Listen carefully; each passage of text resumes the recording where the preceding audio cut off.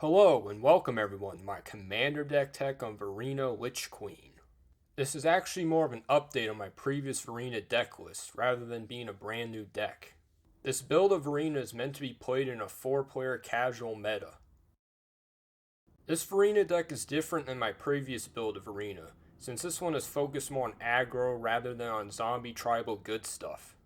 The deck is still based on zombies, but it aims to do damage with your zombie horde as quickly as possible, and plays only the most mana efficient zombie cards. I decided to take Varina this way because of the printings of the zombies in the newest Innistrad set. The first time I made Varina, it was nearly impossible to narrow down which zombies to play for a 100 card deck.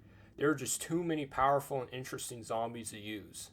With the printing of the new zombies, it just made that task even more difficult. I just couldn't narrow down which zombies to use and which cards to cut, so I decided to start from scratch.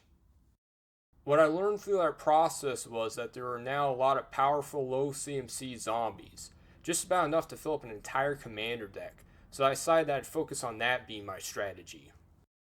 The deck was also partially inspired by the Edgar Markov aggro deck that dominated 1v1 Commander a couple years ago. I figured if vampires can make aggro work, then zombies should be able to make it work too. I've been running Varina ever since she was released in the Commander 2018 pre-con, so I have a really solid understanding of the play patterns of the deck and its strengths and weaknesses after years of playing it. Some of the things I picked up on could only be figured out through experience piloting the deck. A good example of this is how difficult it is to keep 2 blue mana open for a counterspell. The deck is just so heavily black that having 2 blue mana up on your opponent's turns is really difficult and awkward. You might be wondering why I didn't just add more blue lands. Well, another problem I ran into was somehow not having enough black mana either. The zombies are incredibly colored mana intensive, so even if I had 2 blue-black lands, I'd usually had to tap the lands for black to cast my zombies. Another thing I learned is how important life-draining effects are for the deck. And the last thing, and one of the most important things, is how powerful finishers are for the deck. A majority of my games were won through taking out the last big chunk of damage out of my opponent's life totals through the finishers in the deck. I assumed the zombie horde would be what would take down my opponents, but their main functionality was putting pressure on my opponent's life totals, and getting activations for Varina to draw cards rather than to close out the game. You simply don't get many attacks off before someone wipes the board, so you really need those finishers to do a ton of damage out of nowhere to finish them off. Let's go over the cards that I'm running in the deck. Even though this deck is more based on aggro, the deck is still primarily a zombie tribal deck, and uses zombies to deal its damage. So which zombies are we running? This version of the deck isn't as dependent on Varina as my previous deck list. Something I've noticed while playing the original version of my deck is how often in games I didn't cast Varina, either because I had better things to do with my mana, or I was having trouble getting to 4 mana, or I'd be missing either white or blue mana. When this happened, the deck usually ran just fine. Varina is just there to make everything run smoother, and she would give me something to dump mana into if I started running out of zombies to play in my hand. I really implemented that philosophy when building the deck, that being using her purely for support rather than power, and not having the deck rely too heavily on her. Despite this, she's a great commander to have, and the perfect zombie commander for the deck. Blade Stitch Scab is a lord that pumps up your zombie's power and is only 2 mana. He's one of the new cards that inspired me to go this new direction with the deck. Having a zombie lord at only 2 mana is incredibly efficient and powerful, especially for an aggro strategy. Carrion Feeder doesn't seem too exciting for a 1-drop zombie, but it being a sacrifice outlet has a lot of utility in the deck, especially with all the graveyard recursion that we run.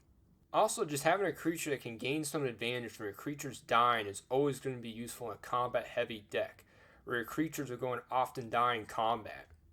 Cemetery Reaper makes zombies and gives us a way to hit your opponent's graveyards, which is always some decent utility. Plus this guy is a zombie lord that pumps up the team. He is still one of the definitive zombie lords and belongs on any zombie deck list. Champion of the Parish is another new zombie that's perfect for an aggro strategy. Everybody already knows how powerful Champion of the Parish is for a human deck, and the zombie version should be just as powerful. Corpse Knight is an important life drain zombie for just 2 mana. It's a solid addition to the deck. Crypt Breaker is a 1 mana discard outlet, token maker, and card draw engine. It's been a staple for any zombie deck and will continue to be. It has a lot of utility, especially for a 1 CMC spell. Death Baron is another zombie lord staple. Death Touch is so useful for an aggro strategy, for offense and defense. Nobody wants to trade their powerful creature for an easily recurable zombie, making blocking very difficult for your opponents. Often just keeping 1 or 2 zombies back that have Death Touch will keep your opponents from attacking you. Diregraph Captain is another zombie lord staple that also drains an opponent. Death Touch is also a great ability to have on this guy, since you don't want to attack with your lords and lose them in combat. Keeping him back on defense can discourage potential attacks, even if you aren't planning on blocking. Diregraph Colossus's power and toughness often scales with the length of the game as more and more zombies enter your graveyard. He also pumps out a zombie token every time you cast a zombie, which is another solid effect. Eternal Taskmaster is great graveyard recursion attached to a zombie with decent stats for a 2-drop. He also allows you to get any zombies back that you discard to Varina's ability. Gem Palm Polluter is used to hit one opponent's life total directly for what is often massive and unpredictable damage. This guy starts becoming really powerful when you can keep putting him into your hand using the graveyard recursion in the deck. Gravecrawler is another classic zombie that is a perfect fit for an aggro deck. He has great stats for a 1-drop and he keeps coming back, making him great for throwing him into combat situations where he'll die, or you can keep sacrificing for value, or for death or ETB triggers. With my experience playing Varina, I can easily say that Gary was the best finisher in the deck. Having an ETB creature that enables these massive life swings single-handedly is powerful, but he becomes broken when you can keep recurring him, and getting his ETB over and over, easily making your opponents lose the game. At 5 mana, it's a little expensive for the deck. However, it's the best finisher, and it's well worth running. Headless Rider makes our deck more resilient to losses in combat, since the non-token zombies will just get replaced. Lazotep Chancellor is an officially costed zombie that works perfectly with Varina, and it will allow you to get a giant amass creature fairly quickly. Lord of the Accursed is a zombie lord that gives a great aggro ability. Menace makes blocking very difficult for your opponents, especially when paired with Death Touch. Lord of the Undead is the classic zombie lord and is still one of the best. He has incredibly efficient graveyard recursion on him, and tapping for an ability for a lord isn't much of a drawback since you usually don't want to attack and potentially lose them in combat. Master of Death is a perfect discard fodder for Varina. It costs 0 mana for his ability, and just a pathetic 1 life payment. Plague Belcher is another life drain zombie, and it has Menace, which is a great ability for sneaking in some damage, especially if you could put those -1/-1 counters on another zombie like Gravecrawler. A 5/4 with Menace and one that has the potential to be pumped up by zombie lords can be a scary creature for your opponents to deal with. Relentless Dead is another powerful zombie with Menace. A 2-drop with Menace is really hard to block early game, and the rest of the game if he continues to get buffed up from zombie lords. I honestly haven't used his other abilities that often since he so rarely dies to combat or targeted removal. The only way he really dies is from board wipes, and if you have mana available when that happens, it makes recovering from the board wipes much easier. Shepherd of Rot is a slightly different life drain effect that acts more like a Gem Palm Polluter nuke. Zombie decks like to go wide, so this guy will often deal a decent chunk of damage when he taps. Just remember that he hits all players, including you, which shouldn't be much of a problem with Varina's life gain. Silver's Moat Ghoul is an amazing card for discard fodder for Varina, and as card draw for the deck. It's pretty easy to attack with 3 zombies to get the life needed to recur this guy. He ends up being a great utility zombie for the deck. Tainted Adversary is another low drop zombie with really push stats. A 2-drop 2/3 with Death Touch and an ability to scale up the game is really solid for an aggro strategy. He is another card that pushed me to make this more of an aggro deck. Tomb Tyrant is another zombie lord with graveyard recursion attached to him. His graveyard recursion comes at a higher cost when compared to Lord of the Undead. However, the creature comes directly into play rather than to your hand. Sacrificing a creature as part of its cost shouldn't be a big deal for this deck, since we have a bunch of sacrifice fodder and 2/2 zombie tokens, and Varina can easily discard 3 zombies to get into the graveyard. Undead Aggro is great at drawing cards, and disincentivizes your opponents from killing your zombies. It also allows you to recover well from board wipes, since you'll draw so many cards from all the zombies that died. Varina's life gain helps mitigate the life loss this guy can accrue. +2/+1 from Undead Warchief is a huge boost. It can make closing out the game much easier. Having your zombies cost 1 less mana is pretty nice too. Vengeful Pharaoh is great discard fodder for Varina. It makes attacking you almost impossible for your opponents, unless if they're going to kill you with the attack, or their creature or creatures have some kind of protection.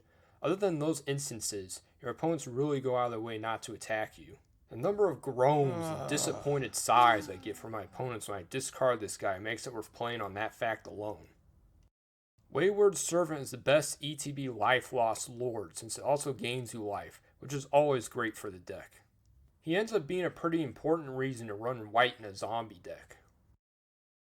Will Helt the Rock Cleaver basically doubles up your zombies, doubling up ETB and death triggers, and even gives you some card draw. He ends up being a great new addition to the deck. Zombie Master makes your already resilient zombies even more difficult to deal with, since he allows you to regenerate them for 1 black mana. He also can give your creatures unblockable, especially when paired with Urborg Tomb of Yawgmoth. I already went over how powerful Death Touch is for a zombie deck, and Wand of Orcus will usually give that to our zombie horde every combat.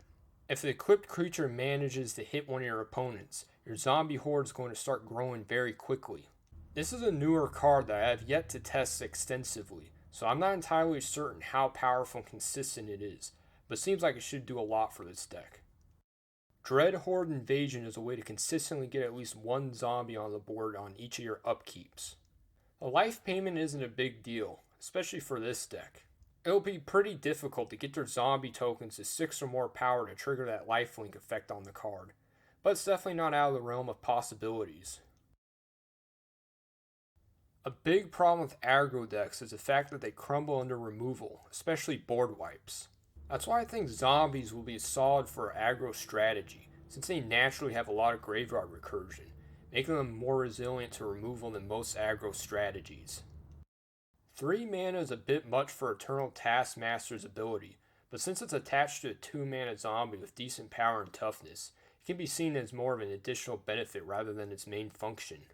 Its ability triggers on attack, which is something that you're very likely to do, making it an easy way to get zombies out of the graveyard.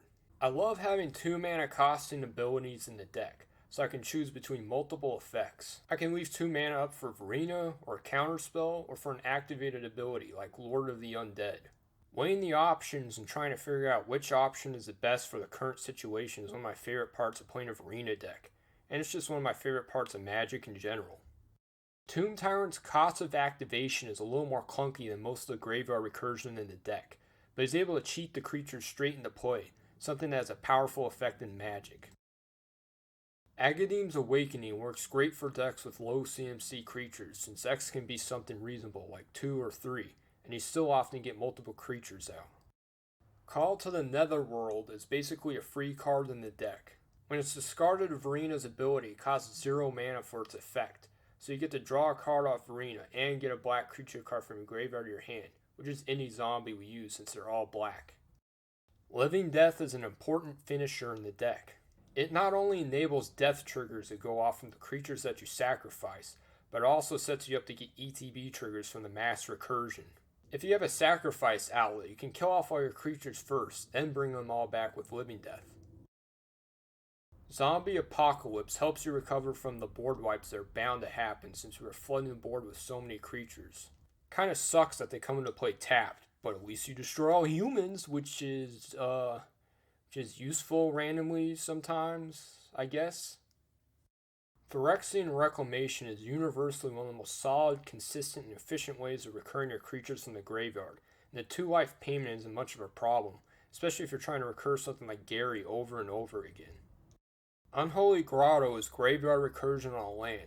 Not the best, since the card goes on top of the deck, but the card can be easily drawn using Varina. These are effects that hit your opponent's life totals directly. Corpse Knight is a pretty basic ETB drain effect for just 2 mana. It doesn't even have to trigger off zombies, it can be any creature, but we have nothing but zombies in the deck anyways, so it's not really relevant. Diregraph Captain hits only one opponent whenever another zombie you control dies, which is a little weaker than the other drain effects. It's more of a bonus effect than his main effect, since he's mainly in the deck because he's a zombie lord.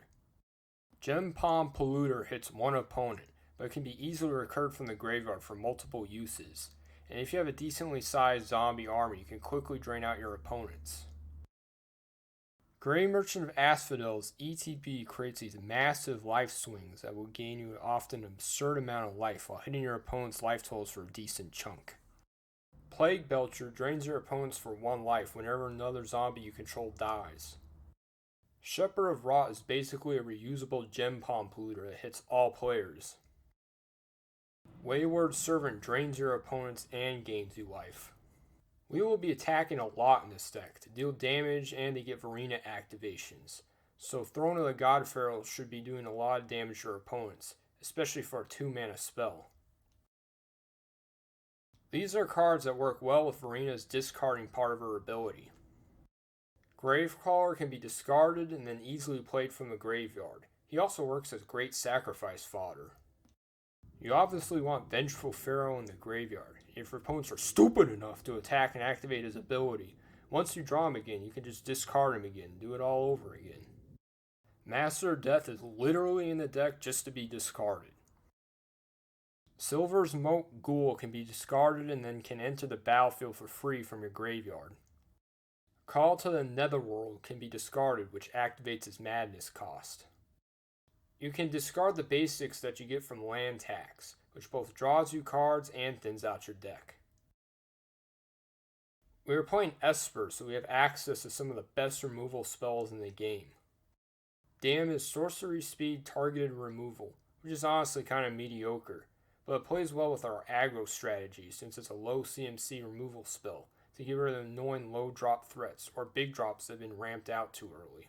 This card can also turn into a board wipe for its overload costs, essentially turning this card into a better Wrath of God or Damnation.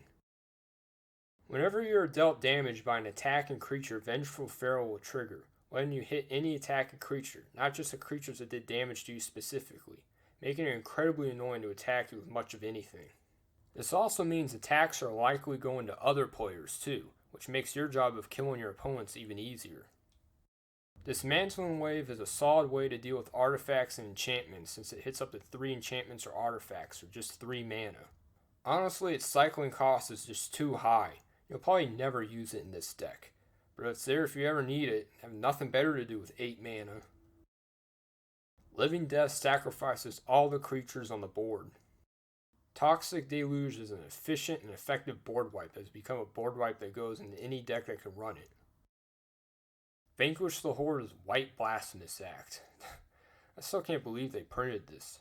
This card should be played just as much as Blasphemous Act, so every deck that can run it. Honestly, the 2 white mana makes it a little annoying to cast in this deck, but I still think a 2 mana board wipe is well worth running.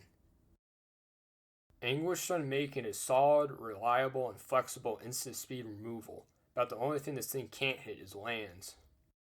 Arcane Denial is an easy to cast 2 mana counter spell, so it can be hidden in a Varina activation, which is important. I play Counter Squall over Dovin's Veto because black-blue is much easier mana cost for the deck, even though Dovin's Veto's effect is much more powerful. Cyclonic Rift is a staple for any deck running blue. This can easily be a finisher in the deck, opening up your opponent's battlefield for your zombie army to get in for massive damage. Fierce Guardianship is an auto-include in any deck that even slightly wants their commander on the battlefield. The free counter spells are so difficult to play around, which opens up your opponents for overcommitting their plays, which can really mess up their game plan if you counter a key part of their strategy when they think it's safe to go off. 2 blue is really difficult for this deck to hold up, but the sheer power of mana drain more than makes up for that. Negate is another solid non-creature counter spell, which are the most important cards to counter since creatures die to removal, but sorceries and instants do not. Path to Exile and Swords to Plowshares are auto-includes in any deck running white. They are simply too efficient and powerful at just 1 mana. Although Varina gives us solid card selection and we get most of our card advantage through recurring our creatures, we still need to run some card draw in the deck. Crypt Breaker turns our zombies into card draw. His ability can be used at instant speed, meaning any zombies that you're leaving up for blockers can be tapped for card draw at the end of your last opponent's turn. Silver's Moat Ghoul's ability to draw cards for just 2 mana is really efficient, especially if you can keep getting them for free from the graveyard. The zombies will be dying often, making Undead Augur's ability to draw you a card every time one of them dies incredibly powerful. Will Help the Rock Cleaver lets you draw a card by sacrificing a zombie on your end step. Mystic Remora and Rhystic Study are auto-includes for any deck running blue. These cards are just too powerful to pass up. The deck runs mostly low drop creatures, so there's not much need for ramp in the deck. However, I still ended up putting a couple pieces in. Arcane Signet and Fellwater Stone are the best 2 CMC mana rocks, and they should be played in just about every deck not playing green. Sol Ring is actually kind of weak in this deck, since we're playing so many low drop zombies that don't even have colorless mana in their mana costs. However, Sol Ring is still so powerful that it makes up for that drawback, even in this deck. Land Tax helps us to make consistent land drops every turn. Smothering Tithe has become one of the best cards in white. Asking for paying 2 every time your opponent draws a card has become as common as asking for paying 1 when you're playing Rhystic Study.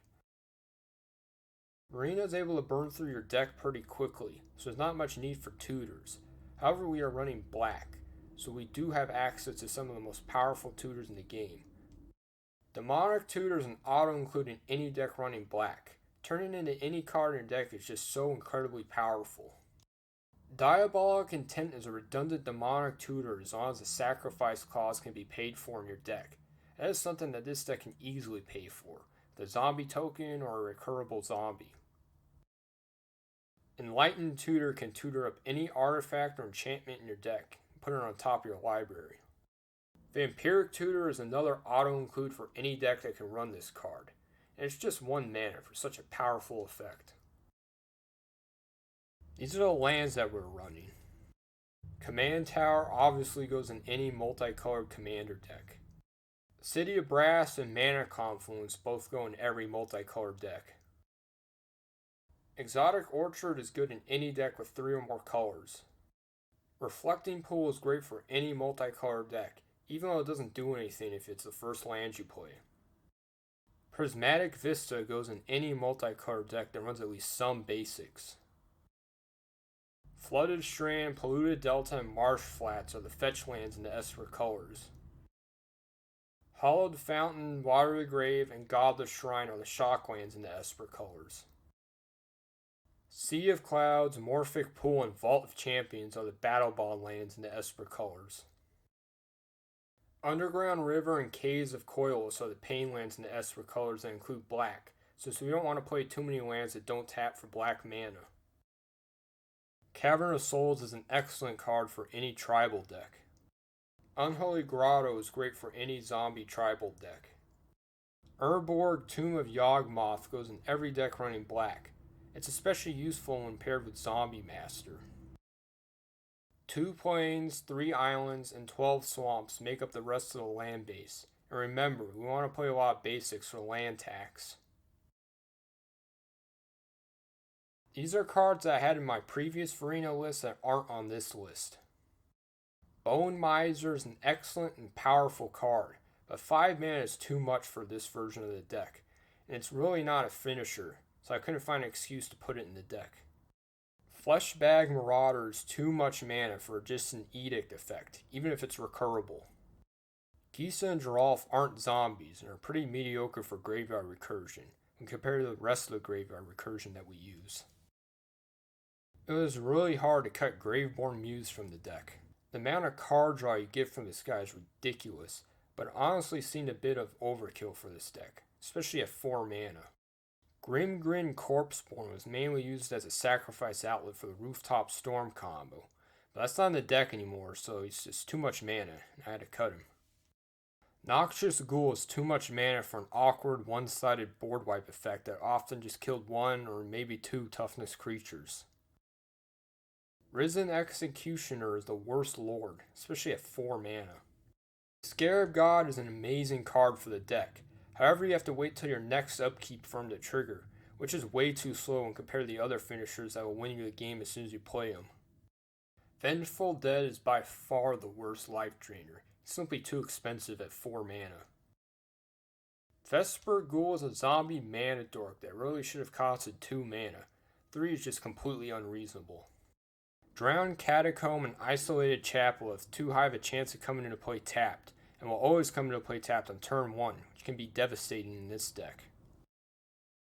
I can't use Path of Ancestry because I can't play tap lands in the deck anymore. Lightning Greaves and Swiftfoot Boots aren't as useful since I'm not as interested in protecting Varina in this deck. And we should have zombies already out when we cast her to get triggers rather than relying on her to attack and get her own triggers. I more often than not had trouble keeping up 2 blue mana for Counterspell, so I decided to take it out of the deck. Call to the Netherworld is way better than Cemetery Recruitment, and I should have had it in the deck instead from the start. Kindred Dominance is an amazing card and can be a finisher, but Cyclonic Rift does a better job. It's instant speed and can be played for 2 mana in a pinch. 7 mana is simply too much for this version of the deck. Phyrexian Arena is way too slow for the current meta for Commander. I'm pretty sure at this point Read the Bones is better than this card now. You simply don't get that many upkeeps to trigger this card anymore. The combo with Rooftop Storm is too slow and clunky for this version of the deck.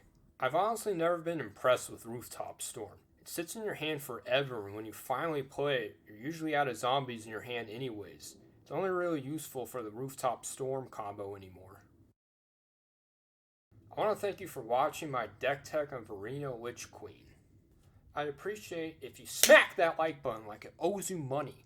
I'd also appreciate if you commented and subscribed. And again, thank you for watching.